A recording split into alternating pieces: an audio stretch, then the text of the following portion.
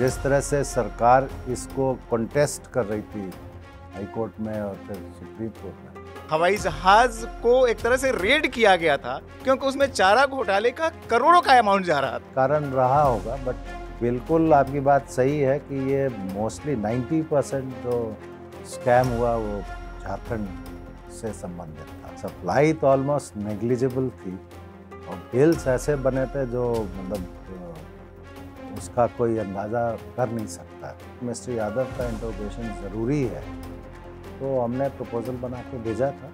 कई बार जो है मुख्यमंत्री के लेवल से उस जांच को डिरेल किया गया। पीएसी का किस्सा तो अलग ही था कि पीएसी जब भी कोई जांच शुरू होती थी सारे कागज खुद ले लेती थी और फिर कोई जांच नहीं करती थी। उसके बाद मुझे अभी भी याद है वो दिल्ली गए, अगले दिन छुट्टी का दिन था, उन्होंने अपना ऑफिस खोला और फिर फाइनली ही पास दी ऑर्डर और चार्जशीट। बात करते करते मेरे मुंह से निकल गया था कि आप लोगों ने ये गाय का चारा खाया है, पशु का चारा खाया है, ये इससे बढ़ के अधर्म नहीं हो सकता। उसके नाम पे पैसा बनाया तो ये बहुत गलत बात है। पैसे का लालच वो तो खैर ही है, डर भी काफी था। कांके के किसी ऑफिस से वो सारे के सारे दस्तावेज बरामद हुए जिसके बारे में पीएसी ये क्लेम करती थी कि डॉक्यूमेंट्स हमारे पास हैं। ये इस तरह का होल्ड था इन सब का।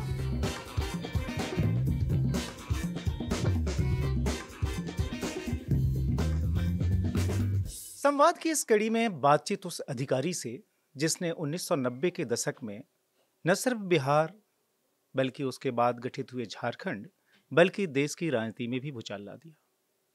मामला क्या था? चारा घोटाला। जी हां, भारत में जब भी घोटाले की बात होती है प्रमुख घोटालों में से एक होता है चारा घोटाला। चारा घोटाला के आरोपी बने लालू प्रसाद यादव, जो कि बिहार के 1990 से मुख्यमंत्री थे। सिर्फ आरोपी ही नहीं बने बल्कि हर उस केस में जिनमें कि उनका नाम था आरोपी के तौर पे, उन तमाम के तमाम केसेस में उनका कन्विक्शन हुआ, यानी फुल प्रूफ केस। जांच जिस अधिकारी ने की लंबे समय तक, वो अधिकारी भारतीय पुलिस सेवा के अधिकारी, 1984 बैच गुजरात काडर, सीबीआई में 1992 में गए, 10 साल तक लगातार सीबीआई में रहे, एसपी से डीआईजी तक का प्रमोशन हासिल किया और उस दौरान इस जैसे कई और घोटालों की जांच की। हम बात कर रहे हैं राकेश अस्थाना की, जो आज हमारे साथ मौजूद हैं उस चारा घोटाले के बारे में बातचीत करने के लिए, उसकी जांच के उन पहलुओं के बारे में जानकारी देने के लिए जो कि आम जनता की निगाहों से अब भी ओझल है। अस्थाना साहब, स्वागत है आपका। नमस्कार, थैंक यू। मैं आपसे ये जानना चाह रहा था कि आपने पढ़ाई लिखाई अपनी रांची में की, बल्कि वहां पढ़ा भी रहे थे जब आपका भारतीय पुलिस सेवा के लिए चयन हुआ। आप उसी जगह पे लौट के गए बगल में धनबाद में 1992 में, जब आप गुजरात से डेपुटेशन पर आए सीबीआई में। उस समय क्या अंदाजा था कि 4 साल बाद कुछ ऐसा होने वाला है जिसमें कि आप अहम किरदार प्ले करेंगे और वो फिर उस घटना और उस घोटाले के साथ उसके जांचकर्ता के नाम पर आपका नाम जुड़ जाएगा, उसको लॉजिकल एंड तक लेके जाने में सीबीआई को कामयाबी मिलेगी और वो केस जो है बिहार की राजनीति ही को नहीं, देश की राजनीति को भी इतने बड़े पैमाने पर प्रभावित करेगा? देखिए, आपको मैं बताता हूँ, मैंने जब डेपुटेशन के लिए अप्लाई किया था 92 में, बल्कि 91 में ही मैंने अप्लाई किया था, तो उसका कुछ व्यक्तिगत कारण था। लेकिन जब मेरी पोस्टिंग धनबाद में हुई थी तो मेरी माताजी और मेरे पिताजी काफ़ी परेशान थे, बिकॉज धनबाद को वैसे भी काफ़ी बदनाम जगह माना जाता है, कोल माफियाओं का शहर था। कोल माफियाओं का शहर। और उस वक्त अगर आपको याद हो तो मैंने मई 92 में ज्वाइन किया था, कुछ दिन पहले ही, कुछ महीने पहले ही शायद वहाँ पे सीनियर एसपी थे रणधीर वर्मा, उनका एक एनकाउंटर में शहीद हुए थे वो। तो किसी भी पेरेंट्स के दिमाग में ये चीज़ें रहती हैं कि सीबीआई में डेपुटेशन पे जा रहे हैं, धनबाद में जा रहे हैं, और सीबीआई में डेपुटेशन तो ऐसा होता है जिसमें कोई पुलिस का प्रोटेक्शन होता नहीं है। तो मेरी माँ काफ़ी परेशान थी, लेकिन फिर मैंने कहा कि अब नौकरी करनी है तो, और घर के नज़दीक अगर रहना है तो धनबाद हो या रांची हो, करेंगे। तो आप जैसा कह रहे हैं, इट्स ए प्रोविडेंस बेसिकली। मुझे उस वक्त ये कतई अंदेशा नहीं था कि इतने बड़े बड़े केसेस हैंडल करने का मौका मिलेगा। घर के अंदर नज़दीक रहना हो, चूँकि घर तो रांची में था। सना साहब के बारे में बता दूं कि आपकी पढ़ाई नेतरहाट स्कूल से हुई, जहां पर आपके पिता खुद शिक्षक थे। नेतरहाट उस समय जो है बिहार झारखंड के का सबसे प्रमुख स्कूल था, टॉपर्स का स्कूल माना जाता था। बल्कि कहा जाता था कि आप नेतरहाट से अपनी पढ़ाई पूरी करते थे, पटना साइंस कॉलेज में आते थे, और वहाँ से जो है या तो बहुत बड़े टेक्नोक्रेट बनते थे या फिर आईएएस आईपीएस। एक तरह से यह एक चेन था, इतना मशहूर था विद्यालय। रांची में आप सेटल हुए थे, परिवार आपका सेटल हुआ था। वहाँ पर मैंने जैसा पहले ही बताया, आईपीएस बनने के पहले वहाँ पढ़ा रहे थे आप, वहाँ के कॉलेज में। और इस लालच में आप गए कि डेपुटेशन पे जाता हूँ तो रांची जाता हूँ, लेकिन आप धनबाद चले गए। आप पहुँचे धनबाद में 1992 में, और ये जो मामला जो है, यह जो फूटा, हालाँकि इसकी चर्चा तो हो रही थी। अखबार छाप रहे थे, रांची का अखबार प्रभात खबर काफ़ी ज़ोर-शोर से इसको छाप रहा था, लेकिन कुछ हो नहीं रहा था। और आखिरकार जो है पहले पटना हाई कोर्ट, जो कि पीआईएल्स गई हुई, फिर सुप्रीम कोर्ट ने उसको कंफर्म किया, और 96 में सीबीआई को इसकी जांच की जिम्मेदारी मिली। इसके सिर्फ 2 महीने पहले जो है बिहार पुलिस ने इस मामले में एफआईआर रजिस्टर की थी। जब आप लोगों ने हाथ लगाया, जब कोर्ट के आदेश पर, उस समय क्या कुछ अंदाजा था कि इसमें इतने सारे लोग इन्वॉल्व होंगे? क्या पॉलिटिशियन, क्या अधिकारी, अधिकारी में न सिर्फ पशुपालन विभाग के कर्मचारी अधिकारी, बल्कि सीनियर आईएएस ऑफिशियल्स, यहाँ तक कि आपके इनकम टैक्स के अधिकारी, जिन बॉडीज की ये जिम्मेदारी होती है किस तरह के भ्रष्टाचार को रोके, पीएसी, पब्लिक अकाउंट्स कमेटी, जो सबसे महत्वपूर्ण बॉडी होती है किसी भी राज्य में, उसके सरबराह, उसके चेयरमैन, ये सारे के सारे, उसमें कुछ अंदाजा भी था? या कैसे आप लोगों को इसके हिंट मिलते चले गए? जब ये मामला फाइनली सीबीआई को दिया गया, उससे पहले जैसे आपने कहा, पेपर्स में, लोकल न्यूज़पेपर्स में, खास करके प्रभात खबर में इस चीज़ की काफ़ी जानकारियाँ आती थी। और पीआईएल जब फाइल हुई थी पटना हाई कोर्ट में और उसका सुप्रीम कोर्ट में मामला गया, तो जो भी जानकारी हम लोगों को मिलती थी वो पेपर के थ्रू मिलती थी। इतना ज़रूर अंदाज़ा था कि ये काफ़ी सेंसिटिव मामला होगा और इसमें इन्वॉल्वमेंट पॉलिटिकल लेवल पे होगा या सीनियर लेवल पे होगा, इसका तो कोई स्पेसिफिक अंदाज़ा नहीं था। बट जिस तरह से सरकार इसको कॉन्टेस्ट कर रही थी हाई कोर्ट में और फिर सुप्रीम कोर्ट में, तो लगता ज़रूर था कि इसमें काफ़ी इन्फ्लुएंशियल लोग इन्वॉल्व हैं। और जो कहानियाँ न्यूज़पेपर्स में आती थी, उसको पढ़ के आश्चर्य होता था कि करप्शन का लेवल किस हद तक गिर गया है, जिसमें अपनी ही ट्रेजरी को लोग बाग लूट रहे हैं। आपने कहा अपनी ही ट्रेजरी को लूटना, और वो भी सरकारी अधिकारी खुद। और जिन इनकम टैक्स के अधिकारियों की जिम्मेदारी होती है कि अगर इस तरह से कुछ, अगर इलीगल मनी अगर सिस्टम से एक्सट्रैक्ट की जा रही है, आय से अधिक संपत्ति का मामला हो, तो उसकी जांच करे, और यहाँ तक कि इनकम टैक्स के अधिकारी भी उसमें शामिल हो गए। मुझे याद है कि आप 92 में जब वहाँ गए थे, उसी के थोड़े समय बाद जो है रांची एयरपोर्ट पर इंडियन एयरलाइंस के एक हवाई जहाज को एक तरह से रेड किया गया था, क्योंकि उसमें चारा घोटाले का करोड़ों का अमाउंट जा रहा था। ये सब जब आप लोगों ने भी पढ़ा था, चूंकि जांच तो उसमें मिली नहीं थी, तो क्या लग रहा था कि हो क्या रहा है ये? बहुत आश्चर्य होता था, प्लेन उड़ने की तैयारी में है, उसको रोक के इनकम टैक्स के अधिकारी तलाशी करते हैं, कैश और ज्वेलरी काफ़ी बरामद होती है। फिर वो जांच दब सी जाती है, जिसका कोई बाहर फिर कोई कंक्लूजन आता नहीं है।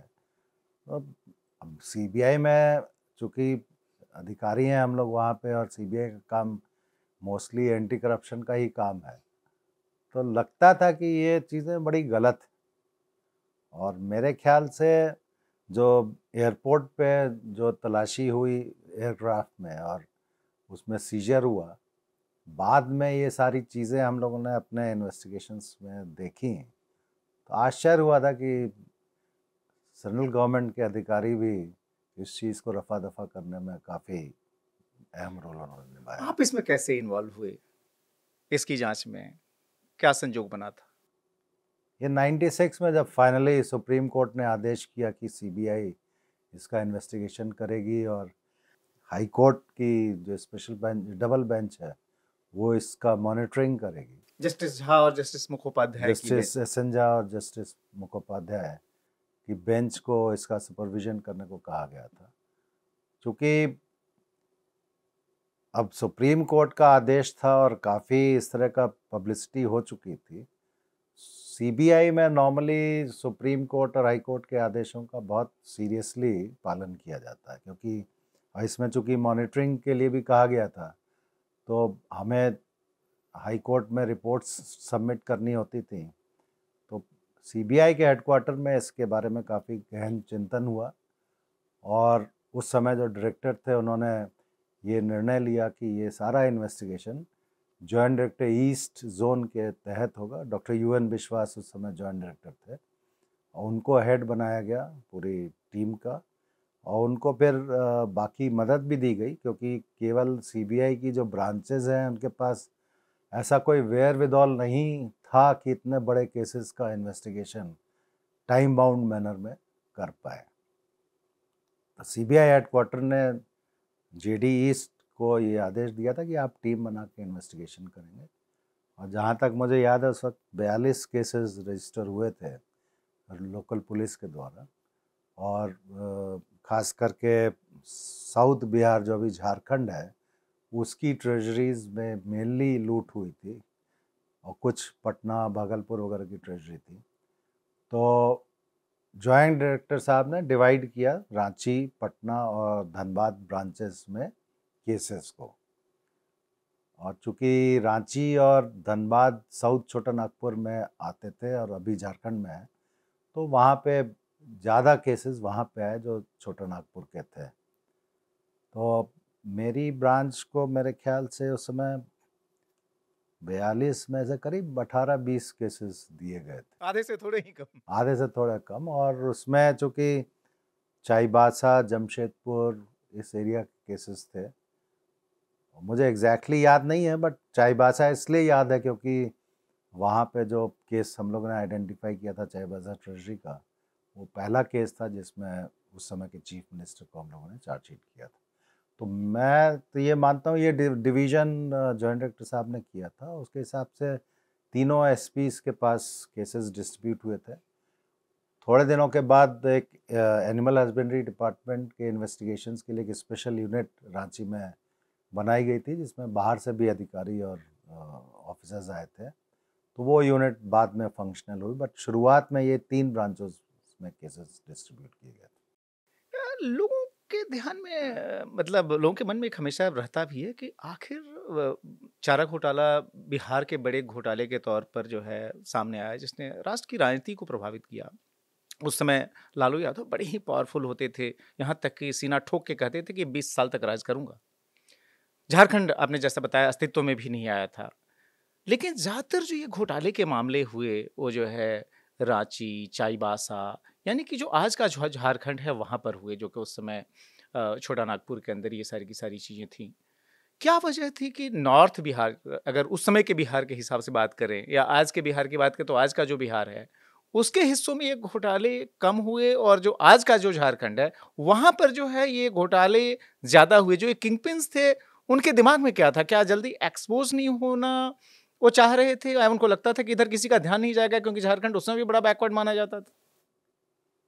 नहीं, ऐसी बात नहीं है। उस समय के बिहार में भी रांची, जमशेदपुर, धनबाद, बोकारो, ये जो जगहें थी काफ़ी अच्छी जगह मानी मैं जाती थी। चाईबासा जैसी जगह की बात कर रहा हूँ, क्योंकि जहां पर आपने पहला जो बताया कि आपने केस ये उठा। कारण हो सकता है, लेकिन मैं ये मानता हूँ कि वहाँ पे जो माफिया था, श्याम बिहारी सिन्हा, खैर अब तो उनकी डेथ हो गई, उस समय वो जॉइंट डायरेक्टर थे, रीजनल डायरेक्टर थे शायद वहाँ पे, उनके नेक्सस बहुत ज़बरदस्त थे। और उन्होंने मेरे ख्याल से उनका जो प्लान था वो ये था कि एक तो छोटा नागपुर, आपकी बात सही है कि ध्यान कम जाए उधर, और चूंकि बैकवर्ड एरिया होने की वजह से थोड़ा ग्रांट्स वगैरह में भी ज़्यादा ग्रांट आती थी, तो उसका मैनिपुलेट करना में आसानी हो और ज़्यादा पैसा वो साइफन ऑफ कर सके, ये कारण रहा होगा। बट बिल्कुल आपकी बात सही है कि ये मोस्टली 90% जो स्कैम हुआ वो झारखंड से संबंधित था। इसमें सबसे स्टार्टलिंग क्या था जब आप लोगों ने जांच शुरू की? कौन-कौन सी चीज़ें, वो जानकारियाँ सामने आई जब आपको लगा कि हो क्या रहा था? मतलब पिछले 15 साल, 20 साल कोई ऐसा तो था नहीं कि घोटाला कोई 1992 या 93 में शुरू हुआ था, ये तो 80 के दशक से चल रहा था। मुझे लगता है कि जो है 87, 89, 88 इन सब सालों में भी इसको लेकर कई सारी कंप्लेंट हुई थी, लेकिन कोई कार्रवाई नहीं हुई। बिल्कुल। तो ये हो क्या रहा था कि किसी का ध्यान इधर जा ही नहीं रहा था? नहीं, इसमें जब इन्वेस्टिगेशन शुरू हुआ, सीबीआई जनरली इन्वेस्टिगेशन शुरू करती है तो पहले डॉक्यूमेंट्स कलेक्ट करती है, हम लोग पढ़ते हैं, उस पर विचार होता है। तो जो भी डॉक्यूमेंट्स कलेक्ट हुए पुलिस से या एनिमल हस्बेंड्री डिपार्टमेंट से, उनका जब एनालिसिस हुआ, हम लोगों ने पढ़ा, तो एक चीज़ बहुत ही स्टार्टलिंग बाहर निकल के आई कि सप्लाई तो ऑलमोस्ट नेग्लिजिबल थी और बिल्स ऐसे बने थे जो मतलब उसका कोई अंदाज़ा कर नहीं सकता है। और वो जब देखा गया कि ऐसा मिसमैच क्यों हुआ, तो ये दिखाई दिया कि जो बजट अलॉटमेंट लेटर्स थे उन्हीं में फोर्जरी कर दी है। अब अगर 1 लाख रुपया अलॉटेड है एक पर्टिकुलर डिस्ट्रिक्ट को, तो वो 1 लाख को 1 करोड़ कर दिया गया या 10 करोड़ कर दिया गया, तो वो भी फर्जी हो गया, बिल भी फर्जी हो गए, सप्लाई भी फर्जी हो गई और ट्रेजरी से पैसा निकल गया। ट्रेजरी से पैसा निकल गया और जो checks and balances government of India में है ट्रेजरी के ऊपर, वो भी काम नहीं किए। तो ये चीज़ बड़ी स्टार्टलिंग थी कि ये पूरा जो सिस्टम था, it was a very well oiled system of looting the government treasury. और जो भी मास्टरमाइंड रहे उस समय, वो एनिमल हस्बेंड्री डिपार्टमेंट के जो माफिया थे, रांची बेस थे, उन लोगों ने ऐसा प्लानिंग की और थोड़ा बहुत डेफिनेटली उनका सीनियर लेवल पे कनेक्शन था और ब्यूरोक्रेसी में भी और पॉलिटिकल लेवल पे भी। तो अब बहुत ही व्यवस्थित तरीके से ये साइफनिंग हुई और really it was revelation for us कि इस तरह की चीज़ें भी हो सकती हैं। ये कैसे ध्यान में आया कि आप सप्लाई, आपने कहा कि सप्लाई भी पूरी तरीके से फर्जी हो रही थी, सप्लाई हो ही नहीं रही थी, सब कुछ कागज़ों में ही था। ये सब चीज़ें कैसे ध्यान में आई कि स्कूटर पर भैंसें ढोई जा रही थी, साइकिल पर ढोई जा रही थी, मोटरसाइकिल पर मतलब ट्रक की जगह जो है साइकिल, मोटरसाइकिल, स्कूटर ये सब मतलब कुछ भी। सीबीआई के इन्वेस्टिगेशन में चीज़ें बहुत बारीकाई से देखी जाती हैं और बिल में जो भी गाड़ी के नंबर लिखे गए थे, तो नेचुरल है इन्वेस्टिगेटिंग ऑफिसर वो नंबर को पता तो करेगा कि भाई किस ट्रक में या किस तरह से माल आया या गया।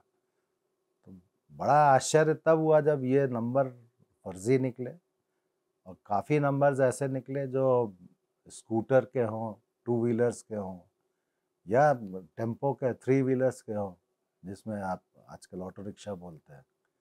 बहुत ही कम नंबर ऐसे थे जिसमें ट्रक्स के नंबर निकले और चारा मतलब जो फॉर्डर है वो तो उसका वॉल्यूम ही इतना होता है कि ये टू व्हीलर पे तो आ नहीं सकता है। तो ये चीज़ काफ़ी क्रूड मैनर में की गई थी, इन लोगों को लगा होगा कि कभी ये जाहिर नहीं होगा, इस वजह से किया। लेकिन जो भी प्लानिंग की, बढ़िया प्लानिंग की, लेकिन अपना वो छोड़ तो जाते हैं निशान। तो इन्वेस्टिगेशन में यही सब चीज़ें हम लोग ढूंढते हैं सीबीआई में। ये आप लोगों को कब रियलाइज़ हुआ जाँच के दौरान कि खुद राज्य के मुख्यमंत्री की इसमें इन्वॉल्वमेंट है? चूँकि ये कोई छोटी-मोटी बात नहीं होती। आज भी जो है जब सीबीआई केसेज़ इन्वेस्टिगेट करती है और राज्य के सरबराह की तरफ, अगर चीफ मिनिस्टर की तरफ उँगली जाती है, तो राजनीतिक विवाद तो हो ही जाते हैं, भले ही सच्चाई जो भी हो। उस समय आप लोगों को कब अंदाज़ा लगना शुरू हो गया कि राज्य के मुख्यमंत्री और जो कि उस समय लालू प्रसाद यादव थे, वो खुद इसमें इन्वॉल्व्ड हैं? ये चीज़ें जब पेपर्स हम लोगों ने देखे, इसमें कंप्लेंट्स जैसा आपने कहा बहुत पहले से हो रही थी और कंप्लेंट्स का कुछ होता नहीं था। और जब गवर्नमेंट की फाइल्स मंगाई फाइनेंस डिपार्टमेंट की और सेक्रेटेरिएट की, तो ये पता चला कि बड़ा व्यवस्थित तौर पे उन चीज़ों को दबाया जा रहा था। फॉर एग्जांपल मान लीजिए कंप्लेंट हुई और उसकी इंक्वायरी विजिलेंस ने की, जो डीजी विजिलेंस के तहत जो डिपार्टमेंट, अब विजिलेंस को चीज़ें पता चल रही थी, उससे पहले ही विधानसभा में मामला खड़ा करके मामला पीएसी को दे दिया गया। आप जानते हैं पीएसी में एक बार मामला चला गया तो इन्वेस्टिगेशन स्टेट पुलिस नहीं कर पाएगी, वो दबा हुआ है महीनों सालों में। तो ये सारी चीज़ें निकल के आने लगी तो पता मतलब उससे यही लगा कि पॉलिटिकल इन्वॉल्वमेंट के बगैर ये सब चीज़ें संभव नहीं है। और जब इन आरोपियों की पूछताछ हुई और इन लोगों ने रिवील किया कि किस तरह से कॉन्स्पिरेसी थी और किस तरह से क्विड प्रो क्यो था, तो वहाँ बहुत क्लियर हो गया कि इसमें इन्वॉल्वमेंट पॉलिटिकल भी है। आपने आरोपियों की बात की, तो फर्ड स्कैम में जो सबसे बड़े आरोपी बने वो लालू प्रसाद यादव बने, जो उस समय बिहार के मुख्यमंत्री थे। उनसे आपने पूछताछ की थी। राज्य के मुख्यमंत्री से पूछताछ करना, वो भी लालू यादव जैसे पावरफुल मुख्यमंत्री से, जिनके बूते उस समय केंद्र में देवगौड़ा की सरकार चल रही थी। ये क्या आसान था? कैसे जो है आप लोगों ने ये डिसाइड किया? क्या कोई प्रेशर भी था कि आप उनसे पूछताछ न करें? प्रेशर कोई नहीं था। इन्वेस्टिगेशंस जो थे काफ़ी मीडिया में इसका काफ़ी एक्सपोजर भी था, मीडिया काफ़ी फॉलो करती थी। और मीडिया अपार्ट हाई कोर्ट और supreme court, high court monitored investigation था, तो इन्वेस्टिगेशन को बहुत सही तरीके से पूरी तरीके से करने की जवाबदारी थी। और तीसरी बात यह है कि सीबीआई का इन्वेस्टिगेशन डॉक्यूमेंट बेस्ड इन्वेस्टिगेशन होता है, जिसमें आप कोई चीज़ छिपा ही नहीं सकते। अगर मिस्टर यादव का रोल निकल के आ रहा है, चीफ मिनिस्टर का आ रहा है, दूसरे मिनिस्टर्स का आ रहा है, तो उसको आपको आप छिपा नहीं सकते हैं उस चीज़ को। और सीबीआई में एक सिस्टम बड़ा अच्छा है कि इसमें आईओ से लेके डायरेक्टर तक डिफरेंट लेवल्स होते हैं, और जो आईओ होता है जिसको जवाबदारी होती है इन्वेस्टिगेशन करने की, वो उसके सुपरवाइजरी ऑफिसर, जैसे as SP I was there, immediate supervisory officer, तो वो हमें तय करना होता था कि ये इन्वेस्टिगेशन किस तरह से आगे बढ़ाना है। और चूँकि इसकी रिव्यू होता था जॉइंट डायरेक्टर के लेवल पे काफ़ी रेगुलरली, तो सारी चीज़ें हम लोग रखते थे, तो जॉइंट डिस्कशन होता था। जब ये मौका आया कि मिस्टर यादव का इंट्रोगेशन ज़रूरी है, तो हमने प्रपोज़ल बना के भेजा था ब्रांच से, और हेडक्वार्टर में डायरेक्टर ने अप्रूव किया था, उसके बाद उनका इंट्रोगेशन हुआ था। एक चीज़ बताइए, जो है सो चारा घोटाले की जांच में बहुत सारे सीबीआई के अधिकारी शामिल थे। आपको ही ये ज़िम्मेदारी क्यों मिली इंट्रोगेशन के लिए? क्योंकि ये जो चाईबासा वाला केस जिसमें हम कॉन्स्पिरेसी, लार्जर कॉन्स्पिरेसी का एंगल देख रहे थे, वो धनबाद ब्रांच से इन्वेस्टिगेट हो रहा था। मैं इमीडिएट सुपरवाइजरी ऑफिसर था, और चूंकि सर्विंग चीफ मिनिस्टर को एग्जामिन करना है, तो सीबीआई में ये सिस्टम है कि वो इंस्पेक्टर या डिप्टी एसपी लेवल का अधिकारी इतने हाई फंक्शनरी को, जो पॉलिटिकल लीडर भी है, जाके नहीं पूछताछ कर सकता। ये चीज़ें ऐसी हैं जिसमें बहुत तरीके से जो उनका पद की गरिमा है उसको भी बना के रखना है, कोई बदतमीज़ी नहीं करनी है, और हमें अपना जो क्वेश्चंस पूछने हैं उसके आंसर लेने हैं, तो वैसे क्वेश्चन पूछे जाएं जो ज़रूरी हों। तो इन सब चीज़ों को ध्यान में रख के ये तय किया गया था कि ये जो टीम, इन्वेस्टिगेटिंग टीम है, और जो पूछताछ करने जाएगी उसका हेड एसपी को रहना पड़ेगा। तो एसपी सीबीआई धनबाद के तौर पे मैं था, तो मैं गया था वहाँ पे। ये पूछताछ मुझे याद है पटना में हुई थी, और कोई गेस्ट हाउस था जहाँ पर कि ये पूछताछ हुई हाँ, थी। गेस्ट हाउस था, वाल्मी गेस्ट हाउस था, वहाँ पे हुई थी। कितनी देर तक आपने लालू यादव से पूछताछ की थी, और क्या था लालू यादव का एटीट्यूड उस समय जब आप उनसे सवाल पूछ रहे थे? वो पूरा अनुभव कैसा रहा था, अगर थोड़ा बता सकें? देखिए, ये पूछताछ सीबीआई के लिए भी बहुत इम्पोर्टेंट थी, इन्वेस्टिगेशन के लिए। और चूँकि मेरे ख्याल से हम लोग सर्विंग चीफ मिनिस्टर जो बहुत ही पॉपुलर थे और काफ़ी इम्पोर्टेंट पॉलिटिकल लीडर थे, उनकी पूछताछ करना भी मतलब सीबीआई के लिए एक बहुत बड़ी चुनौती थी।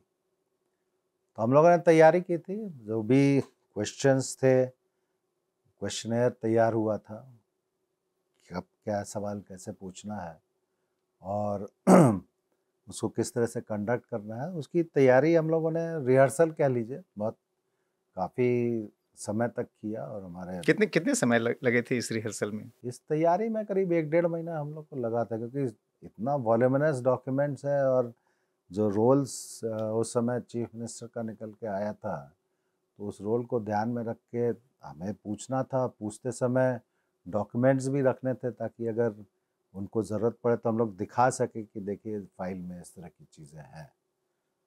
तो तैयारी में समय 1-1.5 महीना तो लगा था। और आईओ ने तैयारी की थी। मैं चूँकि डायरेक्टली सुपरवाइज कर रहा था, तो मैं काफ़ी एक्टिवली उसके साथ था। फिर हमारे जॉइंट डायरेक्टर साहब थे, उनकी टीम थी डॉक्टर विश्वास की।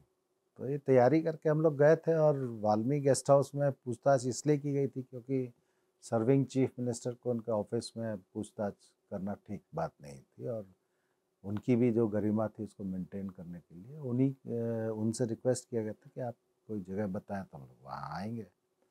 तो ये गेस्ट हाउस तय हुआ था। सिक्योरिटी का भी लिहाज रखना था, क्योंकि मीडिया में चीज़ें काफ़ी आती थी, पब्लिक में को पता रहता था। तो ये चीज़ सिक्योरिटी के लिहाज से भी ऐसी जगह करें जहाँ एकांत हो और आराम से बैठ के पूछताछ हो सके। लालू यादव उस दिन खुद सीरियस थे। नॉर्मली तो जो है अपने खिलंदड़े स्वभाव के लिए जाने जाते हैं, हंसी मजाक के लिए जानते हैं, लेकिन उस दिन उनका मूड क्या था और कितने सवाल आपने दागे थे उस दिन? कितनी लंबी चली थी ये 6 पूछताछ? घंटे तक पूछताछ चली थी। काफ़ी लंबा था, और बीच में मुझे याद है ब्रेक भी दिया गया था। खैनी ठोकने के लिए तो नहीं? उन्होंने रिक्वेस्ट किया था कि अब काफ़ी लंबा हो गया, शुड ब्रेक होना चाहिए। तो हम लोगों ने ब्रेक भी दिया था, और पूछताछ बीच में चाय के लिए और नाश्ते के लिए 6 घंटे थी पूछताछ चली थी। और मुझे याद है उस समय पूरी पूछताछ की रिकॉर्डिंग की गई थी, क्योंकि कोई कंट्रोवर्सी बाद में हो या नहीं हो तो उसको जानकारी रखने के लिए, काउंटर करने के लिए इसकी पूरी रिकॉर्डिंग भी की गई थी। पूछताछ के दरमियान चीफ मिनिस्टर साहब का एटीट्यूड जो नॉर्मल था वही था। सीरियस तो मैं नहीं कहूँगा, बट काफ़ी मजाक भी करते थे वो, और हंसाते भी थे। और काफ़ी मतलब ऐसी चीज़ें थी जो वो अपनी तरफ से एटमॉस्फेयर को लाइट करने की कोशिश की हो, ऐसा मुझे हाइंडसाइट में लगता है। बट बहुत अच्छे माहौल में हुई। और सीरियस इस वजह से भी वो थे क्योंकि उनको सारी चीज़ों का जवाब देना था, और फाइल देख के जवाब देना था, याद करके जवाब देना था। तो अगर सीरियस नहीं रहेंगे तो जवाब नहीं दे पाएंगे। लालू यादव तैयारी करके आए थे? बिल्कुल पूरी तरह से तैयार थे, और वो काफ़ी कॉन्फिडेंटली उन्होंने क्वेश्चन आंसर जो हुए उसका जवाब दिया। और मैंने याद है उस समय मैंने आपस में बात करते समय कहा भी था कि एक चीफ मिनिस्टर से मुझे पर्सनली ये उम्मीद नहीं थी कि उनको इतनी सारी चीज़ों का ज्ञान हो।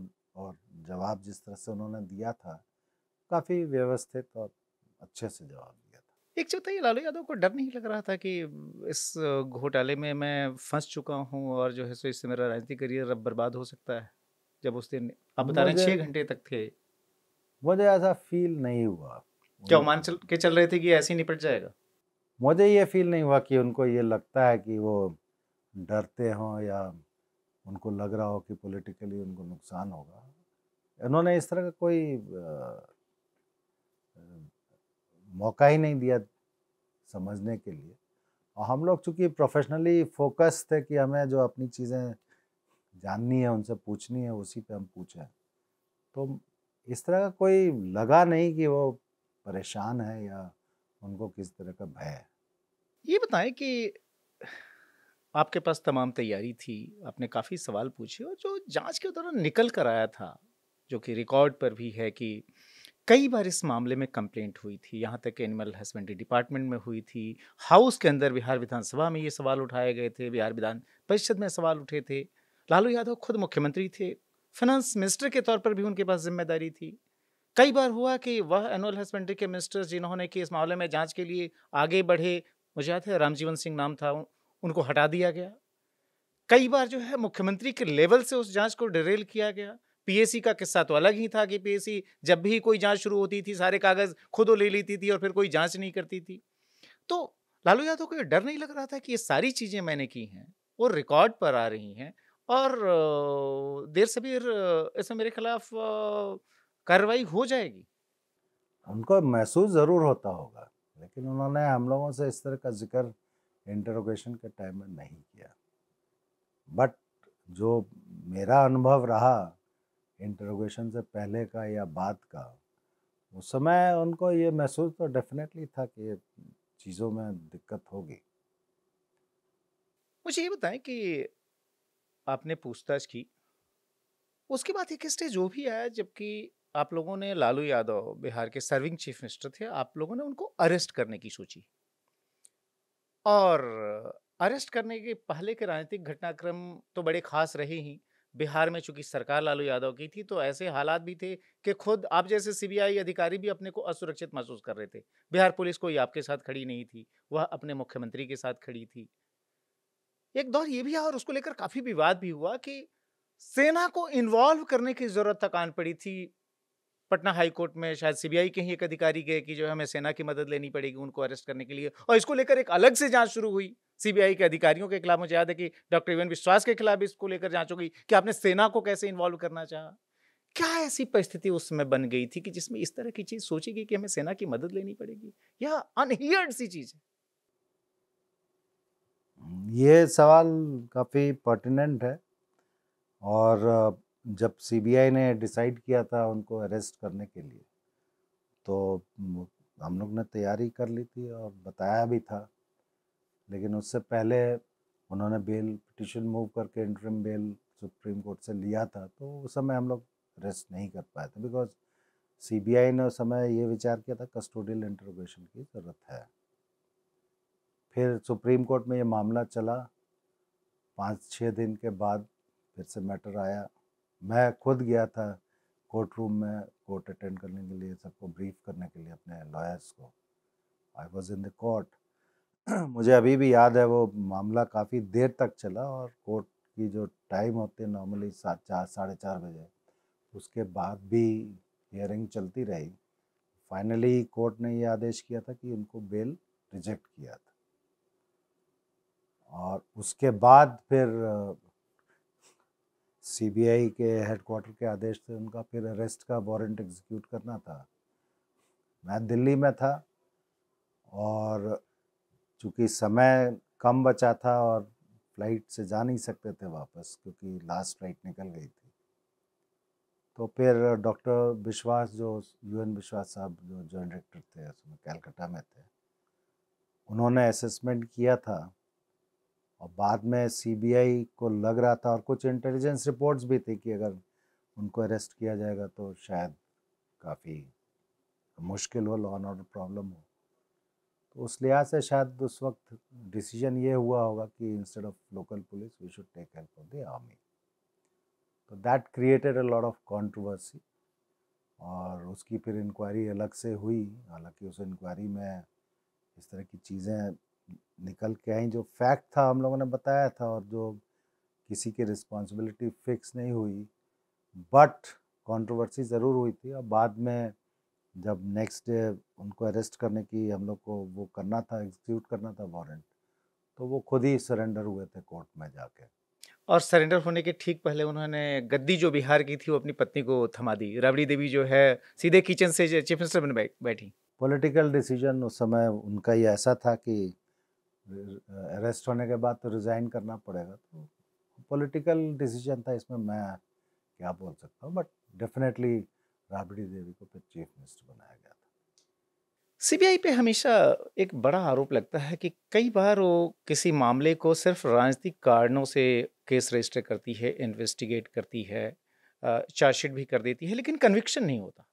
लेकिन चारा घोटाला उन रेयर घोटालों में से एक था जिसमें कि सीबीआई ने जांच की, चार्जशीट किया, और हर एक केस में जिसमें कि यहाँ तक कि लालू यादव जैसे पावरफुल पॉलिटिशियन जो कि खुद राज्य के मुख्यमंत्री रहे हुए, तो राज्य के मुख्यमंत्री नहीं, बाद में केंद्र में रेल मंत्री भी बने और भारतीय राजनीति के बड़े सितारे, उनका हर केस में कन्विक्शन हुआ। ये कैसे इंश्योर किया आप लोगों ने कि जो है मामला इतना फुल प्रूफ बने कि सीबीआई की जांच का माहौल न उड़े, और सीबीआई अल्टीमेटली अगर ये करप्शन हुआ है और करप्शन में अगर राज्य का मुख्यमंत्री भी इन्वॉल्व रहा हो तो उसका कन्विक्शन हो जाए? इसके लिए किस तरह की तैयारी की थी आप लोगों ने?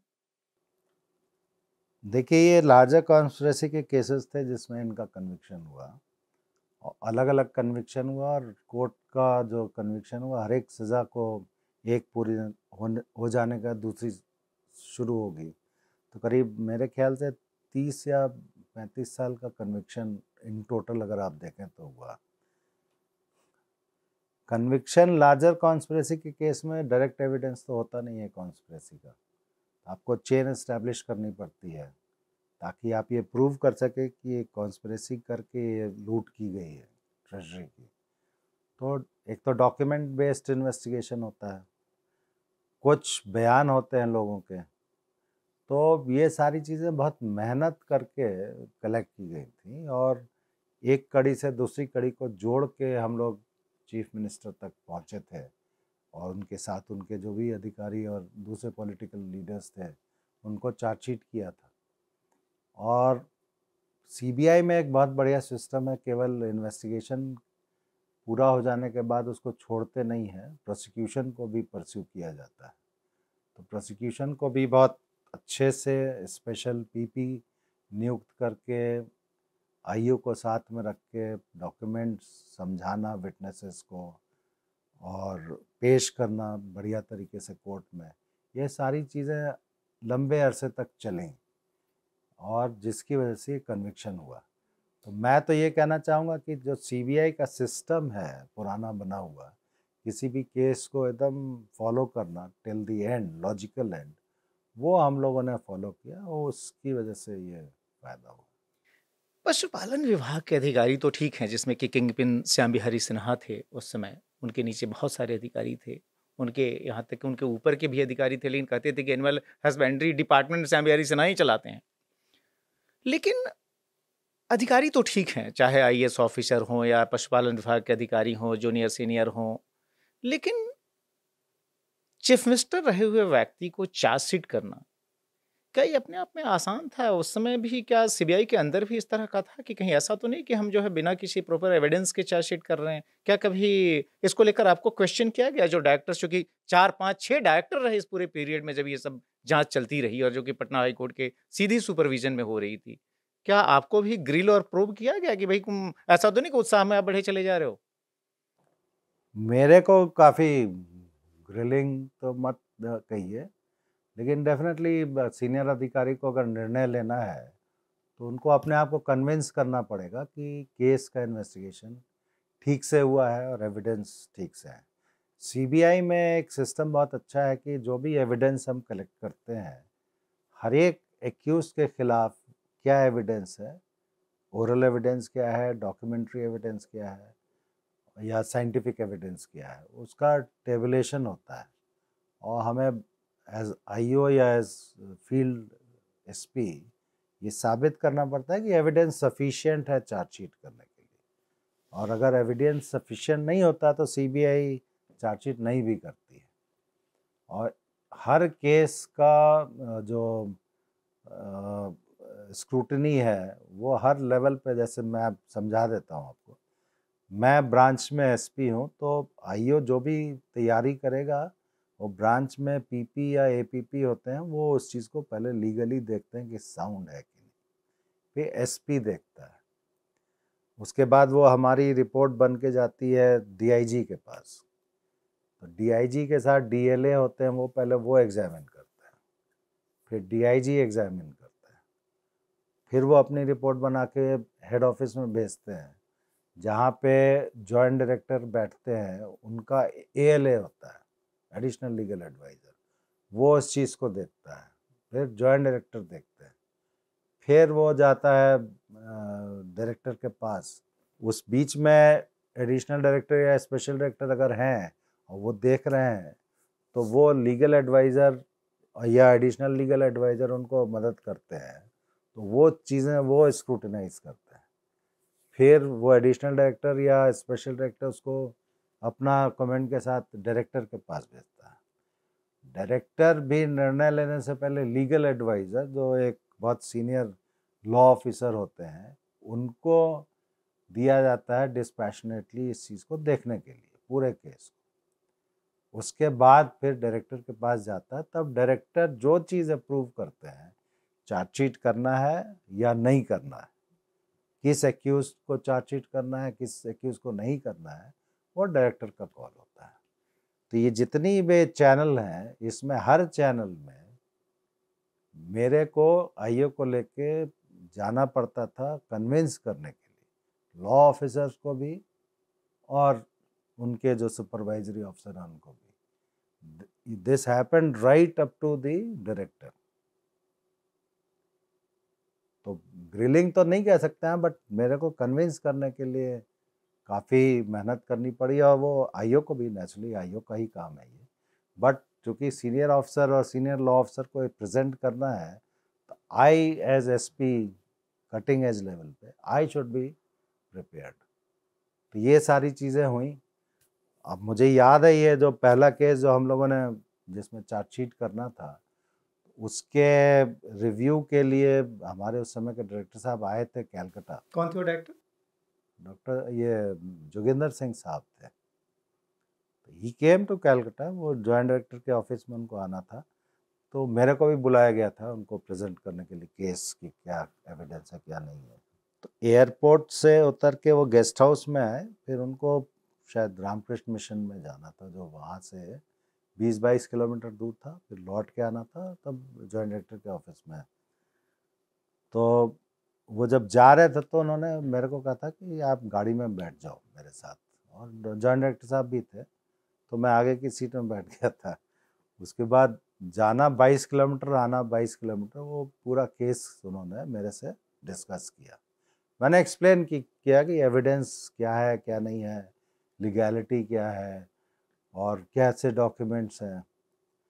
उसके बाद वो पहुँचे वहाँ पे उनके ऑफिस में, सीजीओ कॉम्प्लेक्स में।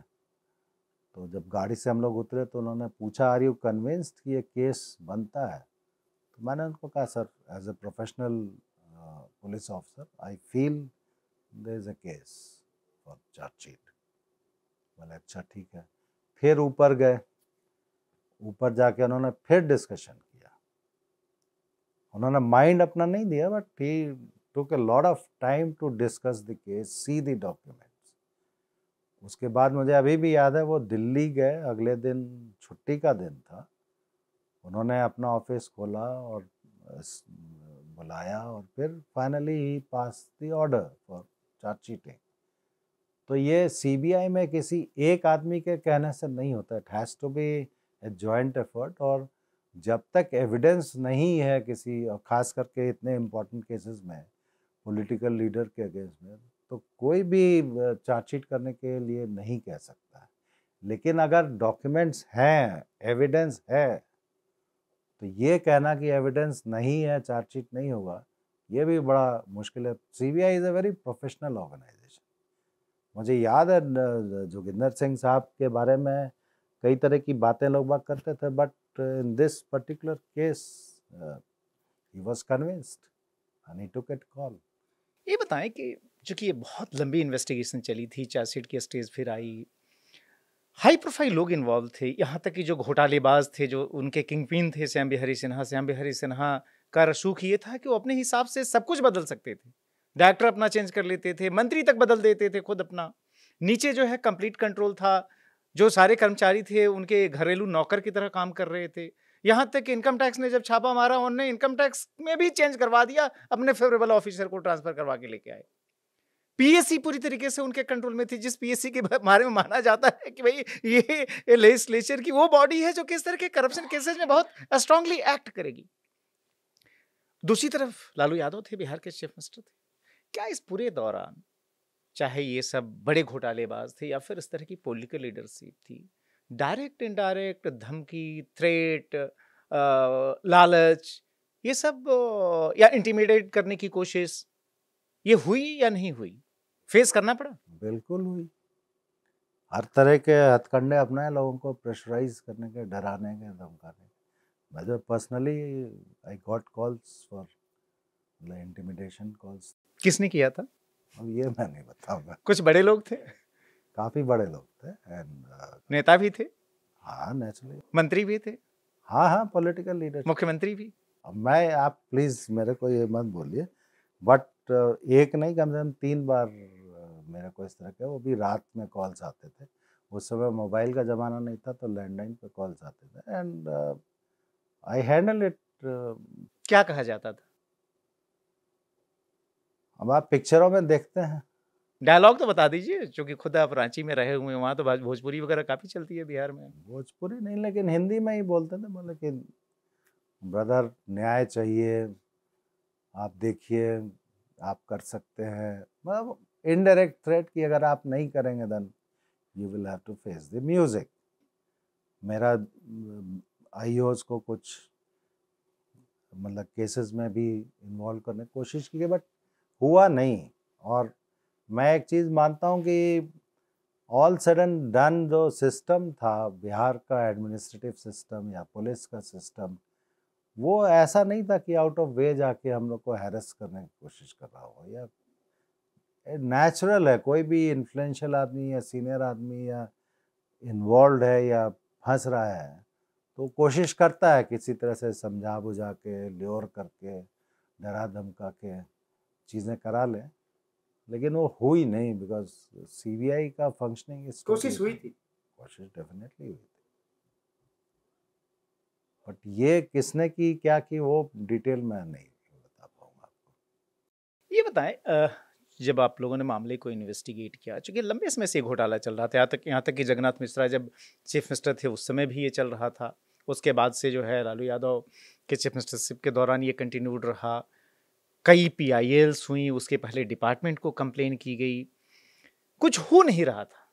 क्या समझ में आया आप लोगों को जांच के दौरान, अगर लब्बो लुआब हम ये कहें, कि ये घोटाला कैसे किया जाता रहा, क्यों लंबे समय तक यह छुपा रहा, और इसका मैग्नीट्यूड कितना बड़ा था, और ये किस किस तक इसका पैसा गया?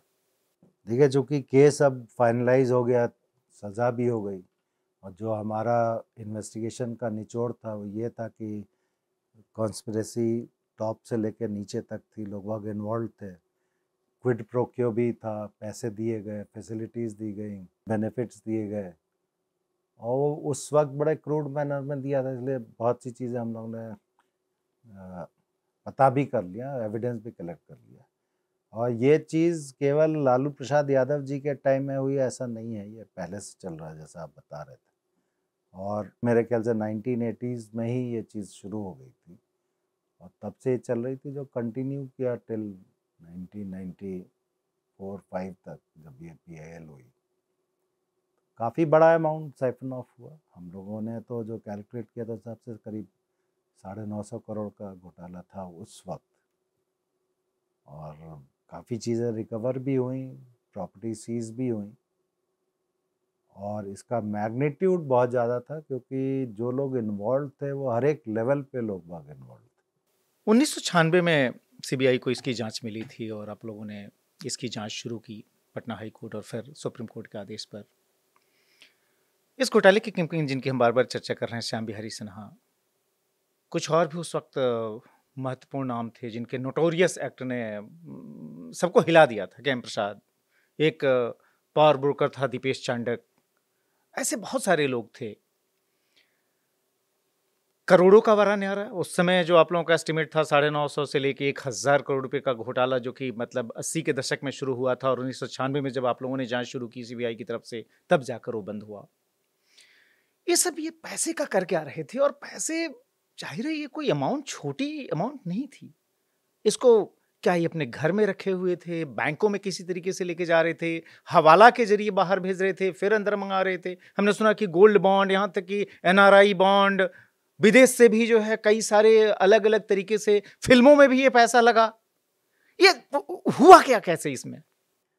देखिए, इसमें जितने लोगों ने पैसे बनाए, प्रॉपर्टीज़ में तो लगा ही पैसे, मकान है, ज़मीन है, जायदाद है, ज्वेलरीज में, ये जैसे किंग पिन जिनके नाम आप ले रहे हैं, इन्होंने ज्वेलरीज भी काफ़ी खरीदी, बॉन्ड्स खरीदे, फिल्मों में लगाया, इनके बच्चों ने अपने बिजनेस शुरू किए, उसमें लगाया, पैसा बाहर भी गया, बाहर से अब कैसे रूट होकर अंदर आया वो तो ये इनकम टैक्स और ED उस वक्त इन्वेस्टिगेट कर रहे थे, वो केसेस अभी भी चल रहे होंगे। तो पैसा बहुत ही बड़े स्केल पे प्रॉपर्टीज बनाने में, इन्वेस्टमेंट में लगा। और फिल्म इंडस्ट्री में पैसा लगाना उस समय हम लोग सोच भी नहीं सकते थे, बट इन लोगों ने लगाया। ये सारी पिक्चर बनाने की कोशिश की जिसमें इनके बच्चे खुद एक्टिंग करें, इस तरह की भी चीज़ें हैं। और काफ़ी पैसा खर्च हुआ। ये इनके शौक किस तरह के थे जिसके ऊपर पैसे खर्च किए। हमने शौक की बात की, क्या-क्या इनके नवाबी शौक थे? हमने सुना कि ये काफ़ी अधिक पैसा ये हर बॉलीवुड की अभिनेत्रियों तक पे इन्होंने खर्च किए, मुजरे से लेकर तमाम चीज़ें। हाँ, ये programmes, musical programme, dance programme arrange करना, ये सारा करते थे वो। और बड़े-बड़े कलाकार उसमें आए। हाँ, बड़े कलाकार आते थे, उसकी रिकॉर्ड्स हैं उस समय। आज उनका नाम लिया जाए तो शायद हंगामा मच जाए। खैर, अब चूंकि हम लोगों ने वो चार्जशीट वगैरह नहीं किया है और उनको एक्यूज नहीं बनाया था उस वक्त, और सिर्फ and use of money find out करने के लिए चीज़ें पता की गई थी।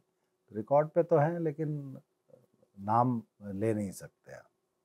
ये बताएं कि पैसा चूंकि बड़ी अमाउंट थी, आपने कहा कि फिल्मों में लगाया, सोना खरीद लिया। मैंने सुना है कि जब आप लोगों की जांच पड़ताल तेज हुई तो एक बस में भी भरकर पैसा लेकर भागा गया था रांची में। ये किस्सा क्या हुआ था?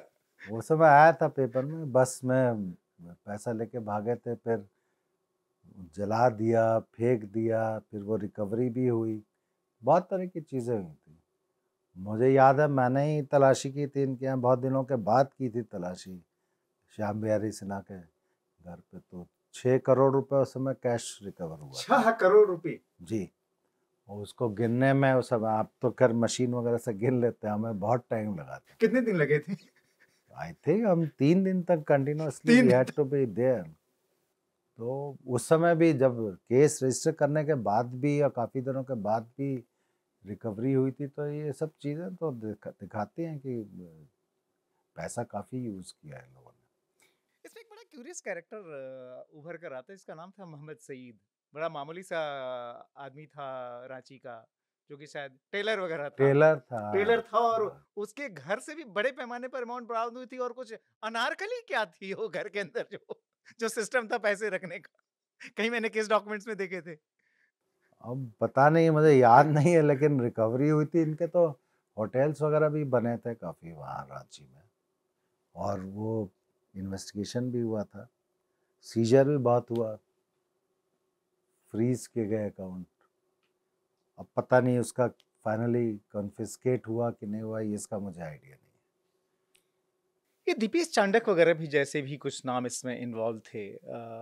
इन सब का क्या रोल था? क्या ये सब जो है सबको मैनेज करते थे, इनको फैसिलिटेट करते? मैंने सुना कि श्याम बिहारी सिन्हा का जब एक इलाज चल रहा था ऑस्ट्रेलिया में, उस समय दर्जनों की तादाद में लोग गए थे वहां पर श्याम बिहारी सिन्हा के आगे पीछे। मतलब परिवार तो ठीक है, दुनिया भर के अधिकारी भी गए थे। ये फैक्ट है, ये रिकॉर्ड पे भी है, इसका एविडेंस भी हम लोगों ने कलेक्ट किया था। दीपेश चांडक का जो नाम आप ले रहे हैं, he was one of the big suppliers, जो मेन सप्लायर्स थे उसमें से। और ये हमारे केस में अप्रूवर बने थे। इन्होंने अपना कन्फेशनल स्टेटमेंट रिकॉर्ड कराया था और फिर कोर्ट में रिकॉर्ड हुआ। ट्रायल के टाइम में भी स्टूड बाय स्टेटमेंट। तो ये अप्रूवर के बयान पे काफ़ी हद तक हमारा केस बेस था, और उससे फिर सज़ा कराने में आसानी हुई थी। ये बताएं कि इतना बड़ा अमाउंट लोगों ने इस्तेमाल किया अलग-अलग तरीके से, चाहे ज़मीन खरीदी, सोना खरीदा, बॉन्ड्स खरीदे, बॉलीवुड की अभिनेत्रियों पे खर्च किए। हमने सुना कि कोलकाता से भी डांस गर्ल्स जो है बड़े पैमाने पर उन पर भी पैसे लुटाए गए। उस ज़माने में मुझे याद है कि मुंबई की एक बड़ी मशहूर फ़िल्म एक्ट्रेस आई थी, उनको 2-3 दिन तक नचाया गया था। ये सब तमाम किस्से हुए। लेकिन एक चीज़ बताइए कि जो ये तमाम के तमाम जो ये बड़े आरोपी थे, कहते हैं कि बुरे ढंग से आया हुआ पैसा जल्दी पछता नहीं, वो अपना असर भी दिखाता है। क्या इन सबके हश्र बड़े बुरे हुए? श्याम बिहारी सिन्हा की तो मैंने सुना कि बड़े बुरे ढंग से मौत हुई। बाकी कई परिवार टूटे मैंने सुना उसमें। देखिए, बहुत बुरा तो हुआ, इसमें कोई शक नहीं है। मैं आपको एक छोटा सा किस्सा बताता हूँ। चूँकि एसपी था, तो मैं भी पर्सनली इंटरोगेशन करता था, बुलाता था, पूछताछ करता था और बातचीत करता था, ताकि पता चले कि क्या किस तरह से ये पूरा केस बना है। तो ये श्याम बिहारी सिन्हा और का जब इंट्रोगेशन हुआ था तो उसको मैंने बुलाया था अपने चेम्बर में, और आईओ भी थे और उनके सामने पूछताछ की थी। तो towards the later stages before his death ये भी थे, कृष्ण मोहन प्रसाद भी थे। तो मैंने सिर्फ बात करते करते मेरे मुंह से निकल गया था कि आप लोगों ने ये गाय का चारा खाया है, पशु का चारा खाया है, तो ये इससे बढ़ के अधर्म नहीं हो सकता है, और उसके नाम पे पैसा बनाया है, तो बहुत गलत बात है। जस्ट इंट्रोगेशन में यू ट्राई टू साइकोलॉजिकली तोड़ने के लिए। हाँ, you won't believe he fainted in my chamber after listening to this. फिर उनको हॉस्पिटल ले जाना पड़ा, इलाज वगैरह हुआ तो ठीक हो गए थे। But you can understand the psychological pressure on them। जो ये चीज़ की थी इसका हर्ष जो हुआ वो बहुत ख़राब हुआ। फैमिली टूट गई, फिर बीमारियां हुई, इनका जो भी प्रॉपर्टी या धन बनाया था यूज़ नहीं कर पाए। फ़र्क मतलब बहुत बुरा तो हुआ, इसमें कोई शक नहीं। जिन लोगों ने, जो लोग डीपली इन्वॉल्व थे, जिन लोगों ने गलत किया, मुझे पता है काफ़ी लोगों को फैमिली लेवल पे या सोशल लेवल पे काफ़ी मुश्किल का सामना करना पड़ा, बीमारियां हो गई। हम लोग आज के राजनीतिक हालात देखते हैं कि अगर मान लीजिए सत्ता पक्ष हो, अगर उसने एक भी गलती की, एक भी छोटा सा कहीं कुछ गड़बड़ अगर हुआ, तो विपक्ष जो है बिल्कुल सड़कों पे उतर जाता है, हंगामा मच जाता है। मैं चारा घोटाले की केस फाइल्स देख रहा था आपसे बातचीत करने के पहले, तो उसमें मैंने देखा कि उस समय लीडर ऑफ अपोजिशन थे जगन्नाथ मिश्रा, जो कि खुद बिहार के मुख्यमंत्री रह चुके थे। वो उन भ्रष्ट अधिकारियों को एक्सटेंशन दिलवाने या फिर उनके खिलाफ जो जांच विजिलेंस में अगर शुरू हो गई थी उसको रुकवाने के लिए राज्य के मुख्यमंत्री के तौर पर लालू प्रसाद यादव को पत्र लिखते हैं और उस पर वो जांच रुक जाती है। यानी सत्ता पक्ष और विपक्ष दोनों मिला हुआ।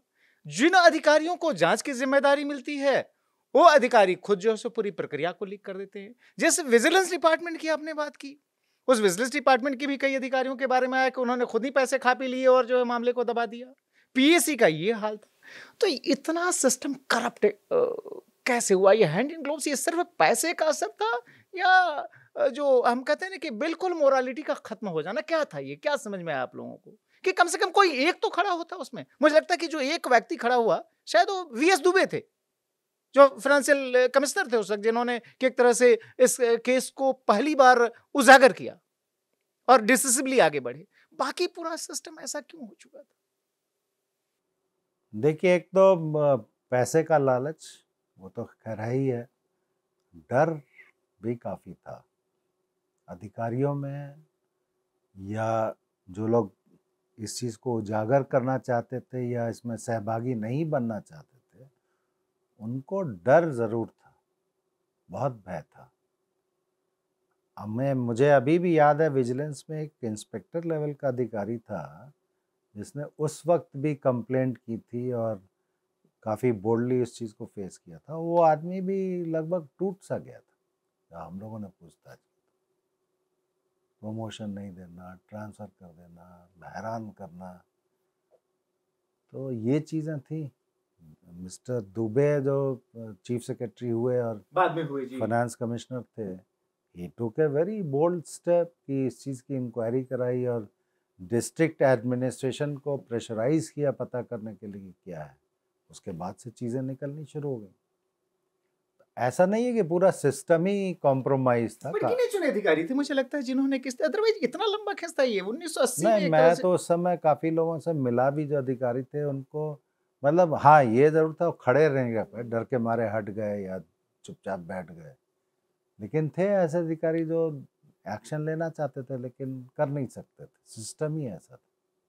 क्योंकि खुद राज्य का मुख्यमंत्री इसमें खुद इन्वॉल्व था, इसलिए पॉलिटिकल ये कनेक्शन हर एक को तो नहीं पता था कि चीफ मिनिस्टर इन्वॉल्व है, लेकिन जो एनिमल हस्बेंड्री डिपार्टमेंट के ऑफिसर्स के जो पॉलिटिकल कनेक्शन थे या सीनियर अधिकारियों के साथ कनेक्शन के, जो चाहते थे वो करा लेते थे।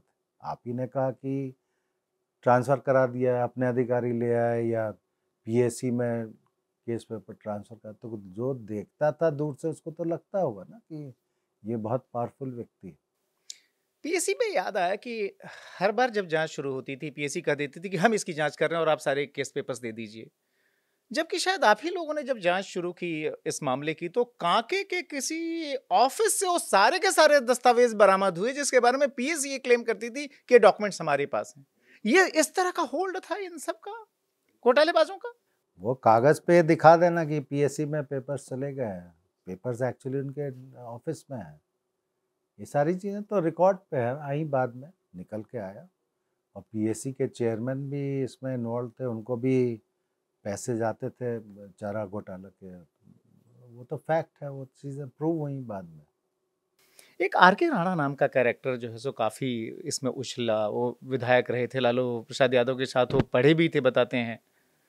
उनकी भूमिका क्या थी? क्या वो भी जो है एक तरह से किंगपिन ही थे इसको मैनेज हाँ, करने में? पूरा कॉन्स्पिरेसी में he was one of the main conspirators. He was, मतलब उनका श्याम बिहारी सिन्हा और चीफ मिनिस्टर के बीच के कंडुइट का कहते रोल प्ले करते थे बेसिकली। आप लोग ये क्या आइडेंटिफाई कर पाए कि लालू यादव को खुद कितने पैसे मिले थे इसमें, 1000 करोड़ के घोटाले में? ये तो रिकॉर्ड पे होगा, मुझे याद नहीं है, बट चूंकि सजा हुई है तो डेफिनेटली क्विड प्रो क्यो में पैसे गए होंगे, बेनिफिट्स लिए होंगी, फैसिलिटीज़ ली होंगी। लेकिन क्या प्रॉपर्टी बनी और क्या रिकवर हुआ वो इस वक्त मुझे याद नहीं है, बट इतना ज़रूर है कि उन उन तक जो भी एविडेंस हमारे पहुंचे थे वो काफ़ी सॉलिड एविडेंस। मुझे याद है कि 3 अक्टूबर 2013 को पहला कन्विक्शन हुआ था इस मामले में, और मुझे अगर ठीक ठीक याद है तो आप उस समय सूरत के पुलिस कमिश्नर थे हाँ बिल्कुल। जब आपको ये खबर हाँ, मिली थी। कैसा महसूस हुआ, क्योंकि 10 साल आप सीबीआई में जो आपका फर्स्ट डेपुटेशन था उसमें रहे, उसमें 1996 से लेकर 2002 तक, जबकि वापस आप सीबीआई से नहीं गए, मोटा मोटी अगर देखा जाए तो 6 साल उस केस में इन्वॉल्व रहे लगातार, और एक इक्का दुक्का केस नहीं, दर्जनों केसेस। और उसमें जाकर जो है 2013 में जाकर कन्विक्शन होता है। एक लंबी प्रक्रिया रही मेरे ख्याल से जो चली 13 4 17 साल। और राज्य का मुख्यमंत्री रहा हुआ व्यक्ति जो कि देश का रेल मंत्री भी रहा हो, पावरफुल पॉलिटिशियन रहा हो, फाइनली कन्विक्ट हुआ। क्या बहुत अंदर से उस दिन खुशी हुई थी, संतोष हुआ था कि एक चीज जो हम लोगों ने शुरू की थी और जिसमें इतना सारा थ्रेट हमें फेस करना पड़ा, इतनी मेहनत करनी पड़ी, इतना प्रेशर था, वो फाइनली लॉजिकल एंड तक गया? बिल्कुल, as a professional police officer जो सेटिस्फैक्शन होना चाहिए बिल्कुल हुआ था। इतनी मेहनत की और अगर कन्विक्शन नहीं हो तो फ़ायदा क्या है? तो कन्विक्शन हुआ तो उससे डेफिनेटली सेटिस्फैक्शन तो बहुत हुआ, इसमें कोई शक नहीं। अब ऐसा नहीं कि केवल श्री यादव का ही कन्विक्शन हुआ। ये हर एक केस में 50 से ऊपर एक्यूज है, हर एक का कन्विक्शन होना ये बहुत बड़ी बात है। मैं तो ये कहना चाहूँगा कि इंडिया के हिस्ट्री में पॉलिटिकल या जो भी क्रिमिनल इन्वेस्टिगेशन की हिस्ट्री में आज तक ऐसा नहीं हुआ कि इतने बड़े लेवल के करप्शन केसेस में जिसमें हर एक केस में 50 से ज़्यादा एक्यूज्ड हो या नंबर ऑफ एक्यूज बहुत ज़्यादा हो, हर एक को सज़ा हुई हो और 100% कन्विक्शन हुआ हो। बहुत कम, बहुत रेयर, मतलब नहीं हुआ है इस तरह से, आप उठा के देख लीजिए। और पॉलिटिकल लीडरशिप का उस समय मेरे ख्याल से पहला कन्विक्शन था। एक चीज बताइए, लंबे समय तक आपने इन्वेस्टिगेशन किया, कन्विक्शन हुआ, देश की राजनीति बदल गई उस घोटाले की जांच के बाद, लालू यादव को सफ़र करना पड़ा पॉलिटिकली। बहुत सारे अलायंसेस नए बने, बिगड़े, कुछ पार्टियां इमर्ज हुईं, ये सब कुछ हुआ, कुछ कमज़ोर हुईं। आज जब उस घोटाले की हम लोग बात कर रहे हैं, एक कौन सी सबसे इंटरेस्टिंग चीज़ आपको आज भी याद आती है जब भी चारा घोटाले की बात आती है, वो दिमाग में सबसे पहले कौन जाता है? देखिए, इस के इन्वेस्टिगेशन के दरमियान काफ़ी सीनियर अधिकारियों ने या फिर हमारे कलीग्स ने या बाहर जो भी पुलिस ऑफिसर्स वगैरह चर्चा वर्चा होती, तो उस समय एक चीज़ बहुत जो इम्पोर्टेंट मेरे को अभी भी याद आती है, ये है कि हमारे जो जॉइंट डायरेक्टर थे डॉक्टर UN विश्वास, he stood like a rock. and he not only guided us but किसी भी दिक्कत में, मुश्किल के समय में he really took a stand. वैसा बहुत कम होता है। दूसरी तरफ ये भी है कि बहुत से लोगों ने रिडिक्यूल भी किया। आपको मुझे अभी भी याद है when I was leaving CBI in 2002, तो मुझे ये कहा गया था एक बहुत सीनियर अधिकारी ने कि तुम लोगों को इन्वेस्टिगेशन करना नहीं आता है। अच्छा जी, मुझे कहा कि तुमको इन्वेस्टिगेशन करना नहीं आता, तुमने जबरदस्ती चार्जशीट की। ये भी है। ये भी है कि जब सुप्रीम कोर्ट में हम लोग पैरवी के लिए जाते थे तो उस वक्त जो भी लीगल लिमिनरीज जिनको हम लोग ब्रीफ करते थे उनका कई दफ़े एटीट्यूड ऐसा होता था जैसे हम ही क्राइम करके आए। अच्छा जी, मतलब आपका केस ढंग से लड़ने की जगह आपको क्वेश्चन कर किया जाता हाँ, मैंने ये क्या एविडेंस है, इसमें क्या होगा, इस टाइप की चीज़। तो ये सारी चीज़ें दोनों तरह की चीज़ें हैं, but as a professional police officer is a part of the game. Occupational hazards हैं, you have to face it. उससे सीखने को भी मिलता है, उससे आपका अपना एक जो वजूद है या जो आपकी एक वो भी मजबूत होता है कि नहीं मैंने जो किया है ठीक है। और जब कन्विक्शन होता है, कोर्ट उस चीज़ को अपहेल करती है तो डेफिनेटली उस समय लगता है कि हाँ मैंने जो स्टैंड उस समय लिया था वो सही था।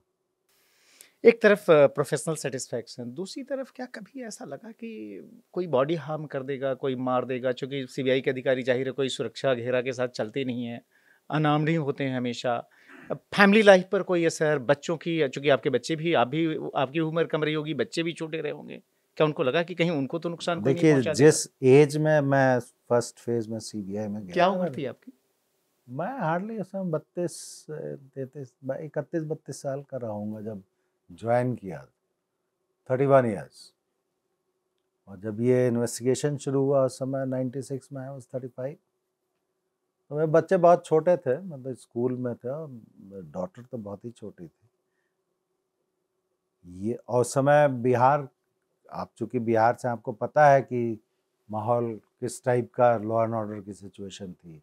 हालांकि ऊपर के लेवल पर पता नहीं चलता है, बट किडनैपिंग, लूटपाट और ये सब चीज़ें, मर्डर्स वगैरह हुआ करते थे। और किडनैपिंग के लिए तो बिहार उस समय मशहूर था। सीबीआई में नॉर्मली पुलिस का कोई प्रोटेक्शन होता नहीं है, कोई आप फोर्स लेके चल नहीं सकते। मैं क्या, मेरे जो अधिकारी थे वो लोग भी नहीं करते, उनको भी कोई प्रोटेक्शन नहीं था। उस माहौल में हम लोगों ने काम किया तो डर तो रहता ही है। मेरे बच्चे छोटे थे, मैं मजबूरी में उसको हॉस्टल में डालना पड़ा, लेकिन हॉस्टल में जहाँ डाला वहाँ भी लोग बाग पहुँचे। या कई दफ़े जैसे अब पटना जाना पड़ता था तो मेरे पास पटना का भी कई दफ़े चार्ज रहा, या रांची जाना पड़ता था तो I used to travel all alone. Patna के लिए वो गंगा दामोदर एक्सप्रेस रात में धनबाद से चलती है, सुबह पहुंचती है, और वहाँ से रात में चलती है, सुबह धनबाद पहुंचती है। तो अकेले ट्रैवल करना, कोई भी कुछ भी कर सकता था। रेलवे में डकैतियाँ होती थी उस वक्त, कोई भी कुछ कर सकता था। लेकिन ठीक है, नहीं हुआ, that is a different issue. और वो एक हैज़र्ड ज़रूर था, लेकिन उसको अगर हम ध्यान में रखते तो काम ही नहीं होता। परिवार को झेलना पड़ा, इसमें वाइफ है, बच्चे हैं, इनको जो प्रेशर था वो तो वही लोग समझ सकते हैं ना। मेरी डॉटर काफ़ी बीमार रही उस बीच में, तो उसका भी ट्रीटमेंट कराने के लिए भाग दौड़ करना, और फिर ये प्रेशर भी झेलना, और कोर्ट का प्रेशर झेलना, इन्वेस्टिगेशन का प्रेशर झेलना। All these things are there, but it's all part of the game.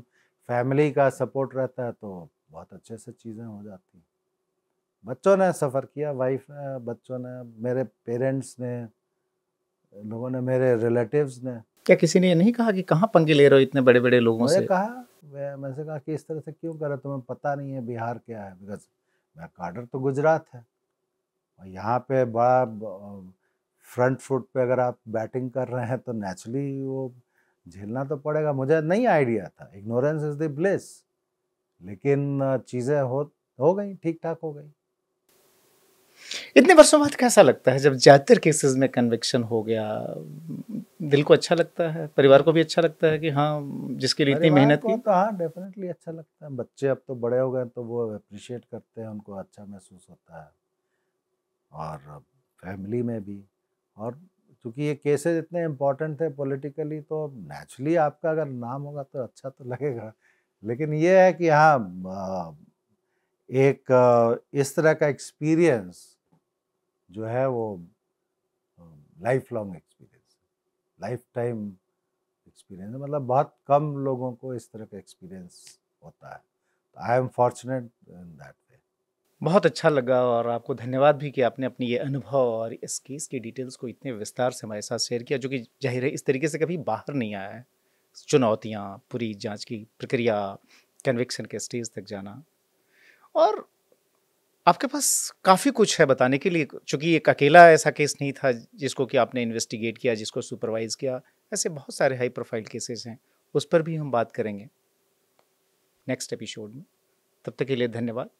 वैसे मैं जानकारी के लिए बता दूं कि राकेश अस्थाना वो अधिकारी रहे जिन्होंने कि सिर्फ चारा घोटाला की ही जांच नहीं की, उसको सुपरवाइज नहीं किया, उसी की वजह से चर्चित नहीं रहे, बल्कि जिस बिहार में, जो कि बाद में एक हिस्सा उसका झारखंड बन गया, जब वहाँ पर पोस्टेड थे 10 साल रहे, एसपी के तौर पे गए थे, डीआईजी के तौर पे वापस लौटे, 10 साल के उस कार्यकाल के दौरान सिर्फ चारा घोटाले की ही जांच नहीं की, कोलतार घोटाला बहुत बड़ा घोटाला था उस जमाने का, चिरूडीह केस एक था, फिर पुरुलिया आर्म्स ड्रॉप केस थे, गुजरात लौटे उसके बाद से 2002 में जो गोधरा कांड हुआ था उसकी भी जांच को आपने सुपरवाइज किया, और सीबीआई से तो खास नाता ही रहा। जो करियर के आखिरी के कुछ वर्ष थे उसमें फिर सीबीआई में आए, और एक तरह से कह सकते हैं कि सीबीआई के इतिहास में उन गिने चुने अधिकारियों में से रहे जिन्होंने कि हर लेवल पर सर्व किया, क्या एसपी, क्या DIG, IG, additional DG, DG, चूंकि सीबीआई में डायरेक्टर का रोल होता है, जो डीजी लेवल पोस्ट है, सीबीआई के इंचार्ज डायरेक्टर भी रहे। और वही नहीं, देश के गिने चुने पुलिस अधिकारियों में से हैं जिन्होंने कि 5-5 सीपीओज यानी सेंट्रल पुलिस ऑर्गेनाइजेशंस जो हैं उनको हेड किया, और इस दौरान बहुत सारे ऐसे हाई प्रोफाइल केसेस रहे जिसकी या तो आपने सीधे सीधे जांच की या फिर उस जांच को सुपरवाइज किया, दिशा दी, तमाम प्रेशर्स को झेलते हुए। इन सब पर हम अगले कुछ एपिसोड्स में बात करेंगे। फिलहाल इतना।